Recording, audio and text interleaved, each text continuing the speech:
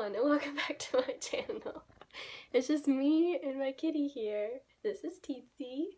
Say hi. I thought I would do a comparison of the EcoTools sponge and the basic beauty blender. I thought I would see, how they performed and which performed better. Recently I've been loving this, and I mentioned in a video a couple videos ago that I was going to make a video like this. So I thought I'd compare both of these. I believe this retails for about $10 and it comes with 2 sponges. And then this is $20. So I thought I'd see if it's worth the money and how they perform. So I'm gonna go ahead and get right into it. So starting off, the EcoTools comes with 2 sponges, and when I first got them, I immediately was drawn to this one because if you look at it before you wet it, it's like almost the same size as the Beauty Blender. So I went for this one, and when you first get the EcoTools, they feel really dense. Like when I opened them, I was like, oh no, this is a waste of my money. Like I spent $10 on these for no reason, and they just feel like, I mean, if you felt any sponge that's not the Beauty Blender that hasn't worked out, it usually feels like this, which just like, I was like, oh no, like I'm not gonna like these. And immediately I wetted this, and it got a little bit bigger, about the size of this, and I didn't like it at all. Yeah, it was super dense, didn't really do much. I feel like it made my foundation look really patchy, and I literally just ditched it. Like, the first time I used it, I was like, nope, never using that again. So I never, wanted to try this because I thought it would be exactly like this one, because they feel kind of the same for the most part when they're dry. So I was like, okay, I know this is gonna be bad. So I just, left it in my drawer for months and never touched it. And then I bought a brand new one of these because I thought that, the Beauty Blender, you, couldn't get anything better than the Beauty Blender. So I just used this for a little bit, and then one day my boyfriend was actually doing my makeup, and I was like, oh, here, you can use this one because it's not that good, and I never use it. And I wetted it, and I was like, oh my gosh, wait, this feels exactly like a Beauty Blender when you wet a Beauty Blender. And he used it, and I have not stopped using it since. So I've never compared them on my face, used them at the same time and compared them. So that's what I'm going to be doing, and I'm going to go ahead and wet them now so you can see how big they get. I'm not even going to bother with this guy because I'm not going to use him. I mean, someone might find a use for him. Sometimes I actually use it for if I get mascara under my, on my lash line when I'm doing my bottom lashes. I use this to wipe it off, but that's its only use, so I'm just not going to ignore this guy. But yeah, I'm going to go wet these and I'll be right back. And we're back. So I've dampened both of these, and now they're both about the same size now that they've expanded. This one's slightly bigger.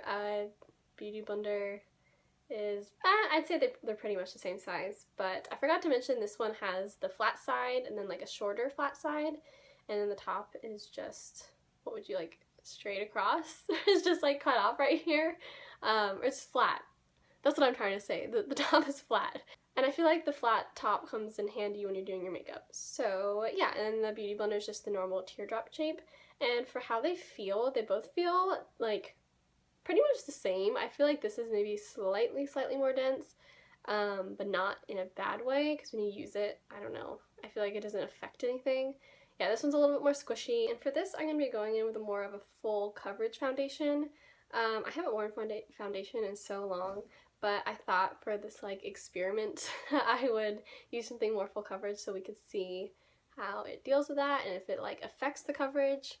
So yeah, I'm going in with the Rimmel Match Perfection foundation, which I think is a really good one from the drugstore. Okay, so I'm going to go ahead and start with the EcoTools, and I'm going to go in with this side of my face with the same foundation, and just go ahead and start packing it on. I always use the bigger flat side of this, I was going to say Beauty Blender, of the sponge.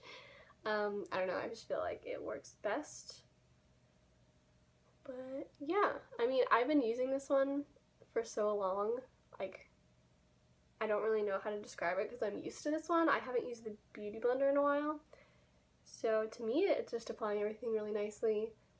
It just I don't know, it makes everything look super smooth, and it feels really nice, and it bounces on your skin, it's not like you're have a stiff sponge that you're just kind of packing everything on in one spot. One thing I will say with this is because the top is kind of flat and squared off, sometimes I find when I'm putting on my BB cream, since I use that every day, or even now, it kind of puts that print on my face if I'm not careful. It's not a big deal, I can just blend it out with more of the flat edge, but if I kind of pack it on there, you can see the lines of that flat edge. So that's just something I've noticed. I don't know if that affects anything though, because it's easy to blend out. It's not a big deal. But yeah. I do hardly ever find myself using the like butt of this beauty blender.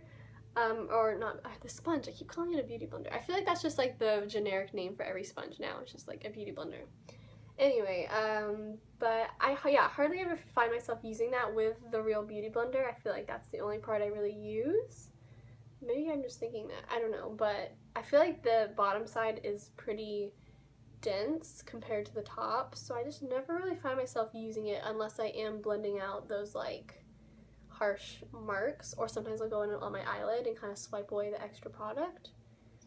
But yeah, I mainly just use the flat sides. Okay, now switching over to this side, I'm going in with my beauty blender. Okay, I guess I do kind of use the side of this, not really the bottom. But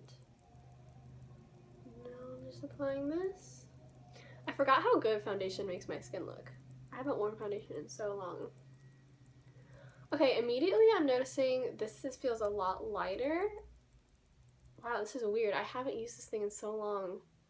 Yeah, okay, they definitely feel different. They're not exactly the same. This one definitely feels more like bouncy, I guess. Sorry you can't even see my face because I'm right-handed and you can't see anything. But yeah, I feel like it's making everything go on not as full coverage maybe? Is that what I'm thinking? I don't know. It feels, I don't know. I don't know why this is so weird. I think it's because I used to be so used to this and now I switched to the other one. And it does feel significantly different. Yeah, I feel like this maybe is not making the product go on as full coverage, which for me, I don't really care for full coverage. So I'm almost done, and I feel like this one's more dry, like it didn't soak up the water as well, which I don't know if that's a good or bad thing. Like with the EcoTools one, I feel like it's a little bit more damp, and when I'm putting the makeup on, I can kind of still feel the dampness. I don't know, this one just feels like it expanded, and it's just like there's not really any water, like it's just putting on the foundation, which is probably a good thing, but I feel like it's not really affecting the way my foundation is looking. But yeah, for the most part my foundation came out the same. I'm gonna go ahead now and do some concealer, some cream contouring, and then I'm also gonna put on a powder with the beauty blenders, and I'm gonna let you know how that all happens, if it looks any different, or if maybe one applied it better. Okay, so I've done all of those things, done concealer, cream contouring, and I took like Laura Mercier powder and kind of sort of baked underneath my eyes. And I have to say, I think they both did really good. I would say this didn't blend out my cream contour as well. I feel like the EcoTools did a better job at that. EcoTools also did a good job at like cutting my contour with the powder, if that makes sense, since it has that flat edge. That made it a lot easier. I also think the Beauty Blender maybe did a better job with the powder. It applied the same with the sponges, like the end result looks the same, but I feel like it was just easier to get in there with this rather than like this big thing. But just minor things. So I'm gonna go ahead and do the rest of all my makeup and come back with my final verdict of both of these. So now giving my final thoughts, I think that honestly, they both perform the same. They obviously have their like little differences, like, oh, this one's a little bit more squishy and this one holds more water. Which one do you like better? Do you like this one or this one? But overall, I feel like it just comes down to like the price. Like they both made my foundation and powder and everything look the same in the end result. So do you want to spend $10 and get 2 sponges, or $20 and just get the one? It just depends on what you want. But yeah, that's about it for my view. I would say I still maybe would choose this one that I prefer, but I don't know. They both did a really good job. They're both good sponges, so whatever you want to use, they both do a good job. So that's it. I hope this helped. I hope you guys enjoyed this video. And yeah, let me know if you want any more videos like this. So I will talk to you guys later. Bye!